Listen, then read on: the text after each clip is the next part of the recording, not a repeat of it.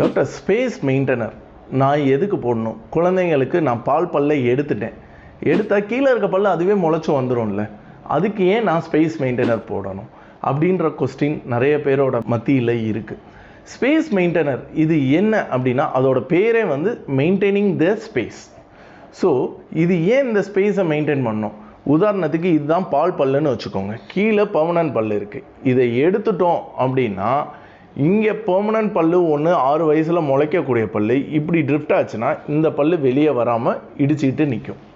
So இதை avoid பண்ணுறதுக்கு தான் இந்த ஸ்பேஸ் மெயின்டெனர். பக்கத்தில் இருக்க பல் இப்படி நகர்ந்தாலோ இல்லை வந்து முன்ன பின்ன மாறினாலோ கீழே இருக்க பல் வெளியே வர முடியாமல் போயிடலாம், இல்லாட்டி முன்னாடியோ இல்லை பின்னாடியோ உள்பக்கமாக வளர்கிறதுக்கான வாய்ப்புகள் ஜாஸ்தி.